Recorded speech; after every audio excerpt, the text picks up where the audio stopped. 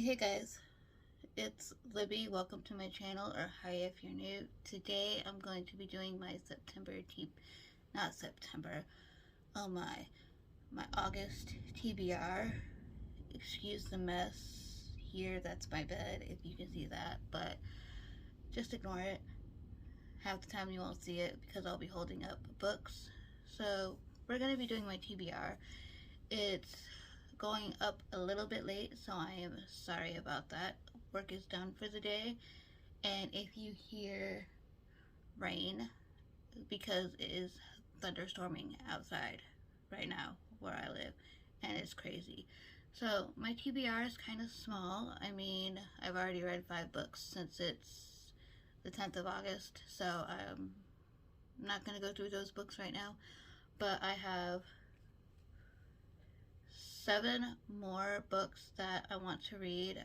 I did have a few more, but I'm not going to get to them because they're slightly overdue at the library. So, and I have audiobooks checked out from my library that I'm still waiting on to get to me. So, there's that.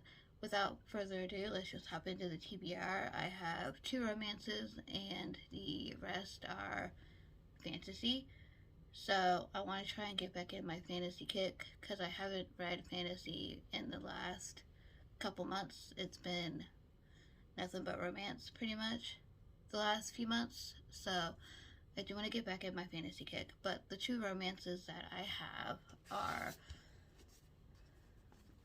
The Roughest Draft by Emily Blueberry and Austin. I'm not going to pronounce that, so it's co-authored, and I've heard really good things about this, so I'm excited to get to this. All I know about this one is that it says 3 years ago, Katrina and Nathan were the brightest literary stars on the horizon. Their co-written book hit the bestseller list, and then Nathan did a standalone, his own works, and didn't go over well, so their agent is brought them together to write another book. So that's all I know about this one. So I'm excited to see where this one goes. I am lowering my expectations on this one just a little bit, but I know Gabby from Gabby Reads recently read it and enjoyed it, I think, if I remember correctly. So I'm excited to see where this one goes. So that's romance number 1. The second one has been on many TBRs since I've gotten it. I still haven't read it yet. I think I was waiting for the hype to die down, and I think it's died down enough that I can pick this up and read it, and that is The Love Hypothesis by Ali Hazelwood. This one is a grumpy sunshine trope. We have Olive, who is a third-year PhD candidate, and she lies to her best friend one day saying she's going on a date, and she ends up going to work, and her best friend ends up being there, and then she kisses the first guy who she sees, which turns out, I think, is her professor. So he's the grump, she's the sunshine. So hopefully to read this, it is a bit long for a romance, but they're getting longer by the minute. So this one is 371 pages. So 372. 373 pages. So I'm still excited to read this. I need to pick this up soon-ish. Hopefully this month I can do just that. This one has been on my TBR since I've gotten it. I have started it. However, I still haven't finished it, and I only have 181 pages left of this book. I need to finish it, but since I wasn't in the mood for fantasy, I put it down for now, and that is Crush by Tracy Wolff. You can tell I've started it. I only have a little bit left. I am on chapter 99, page 223. So I would like to continue this and see where this goes and get the third book, hopefully, because we got the cover for the fifth book. So I need to get caught up with the series. So I'm enjoying it. I'm not going to say too much about it because it is the sequel, for one, and two, everyone is reading this right now, so everyone probably already knows what this is about. So, and I've talked about it enough. So, we're leaving it at that. I have another book that's been on my TBR for a while, and that is Kingdom of the Cursed by Carrie Maniscalco. This is the sequel to Kingdom of the Wicked, which I read last year or the year before, and I really want to get to this one. This one is more adult. We follow two people. Our main character's twin sister was recently murdered, and she wants revenge. So she makes a deal with somebody to get revenge on the person that killed her sister. And then later comes to find out that he's not normal. And it's just, this one's more adult from what I've heard. So I'm excited to see where this goes. This is kind of like historical fantasy.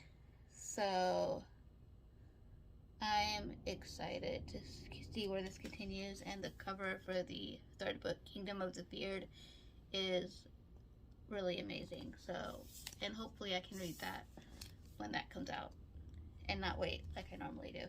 So then I have another book that I've had for a while, and I've been meaning to continue it.